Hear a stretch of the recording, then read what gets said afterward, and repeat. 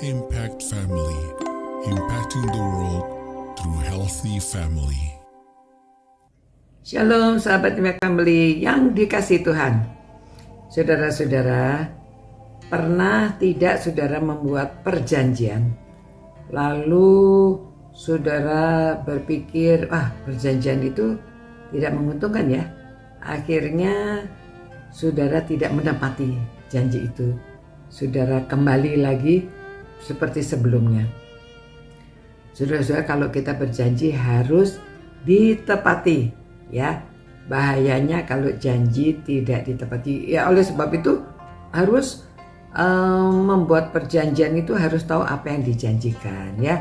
Tapi kalau sudah janji, khususnya janji kepada Tuhan, menepati janji-janji kita yang sudah kita sampaikan kepada Tuhan, khususnya mentaati perintah-perintahnya. Nah, seperti dalam Yeremia pasal 34 ada kejadian sebelum bangsa ini diduduki oleh Nebukadnezar ya.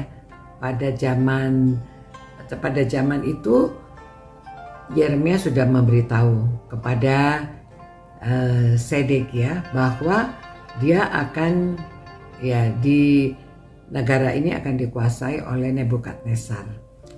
Memang mereka tidak senang ya atas nubuatan Nehemia, tetapi di dalam pasal 34 ini dijelaskan apa sebabnya. Sebabnya Sedekia itu ya, ini dari pasal 34 ayat 8 menerangkan, saya ambil sebagian saja supaya ada gambaran ya mengapa. Firman yang datang dari Tuhan kepada Yeremia sesudah Raja Sedekia mengikat perjanjian dengan segenap rakyat yang ada di Yerusalem untuk memaklumkan pembebasan, supaya setiap orang melepaskan budaknya bangsa Ibrani, baik laki-laki maupun perempuan, sebagai orang merdeka, sehingga tidak ada seorang pun yang memperbudak seorang Yehuda saudaranya ya. Nah, lalu diberitahu, maka pemuka segenap rakyat ikut serta dalam perjanjian itu, menyetujui bahwa setiap orang melepaskan budaknya laki dan budaknya perempuan sebagai orang merdeka, sehingga tidak ada lagi yang memperbudak mereka. Orang-orang itu menyetujui lalu melepaskan mereka. Nah, ini sebenarnya perjanjiannya, mereka sudah diperbudak selama 6 tahun. Yang tahun ke-7 harus dilepaskan ya. Lalu di sini dikatakan ayat 11, tetapi sesudah itu mereka berbalik pikiran dan mengambil kembali budak-budak laki dan perempuan yang telah mereka lepaskan sebagai orang merdeka, dan menundukkan mereka menjadi budak laki-laki dan budak perempuan. Nah, saudara-saudara, jadi perjanjiannya situ dijelaskan panjang lebar.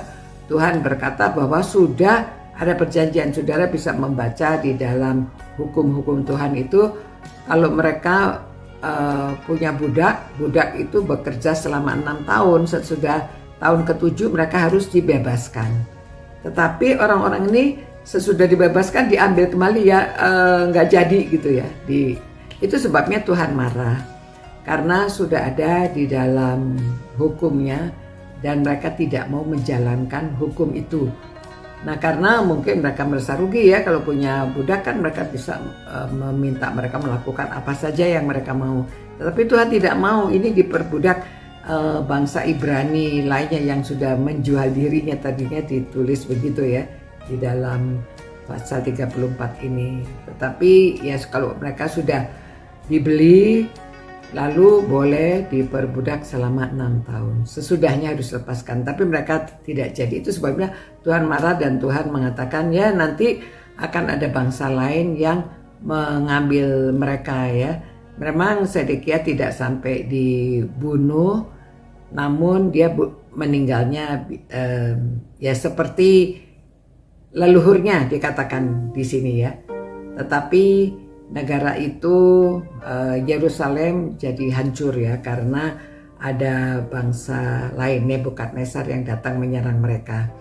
Nah, saudara-saudara, itulah bahayanya kalau kita tidak mentaati. Kita sudah tahu hukum-hukum Tuhan lalu kita tidak mentaati, ada akibatnya, ya.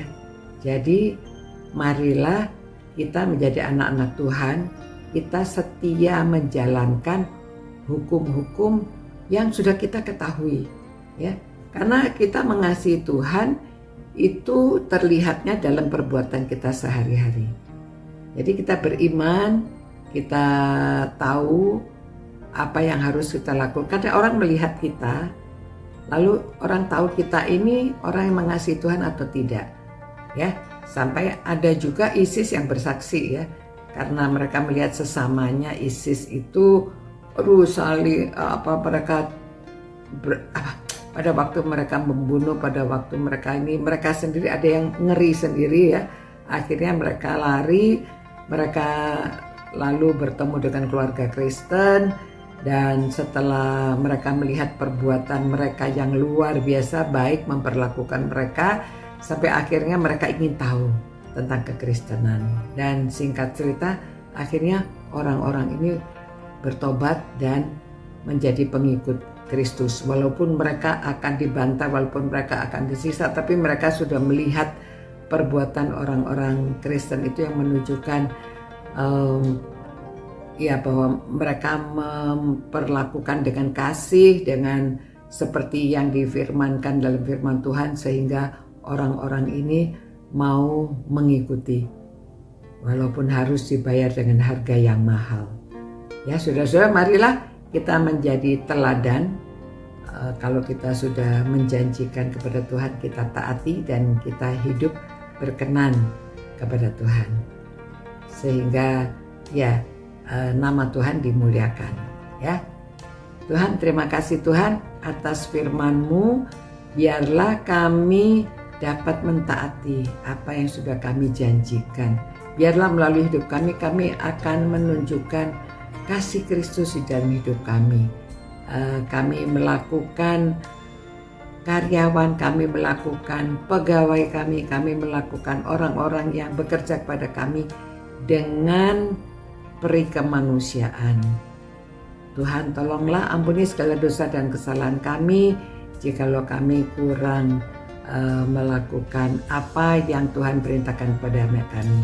Tuhan, biarlah melalui hidup kami berkenan dan nama Tuhan dimuliakan. Dalam nama Tuhan Yesus kami berdoa. Amin. Demikian saudara-saudara, ya. Sampai jumpa pula dan kita tepati apa yang sudah kita janjikan. Ciao. Impact Family, impacting the world through healthy family.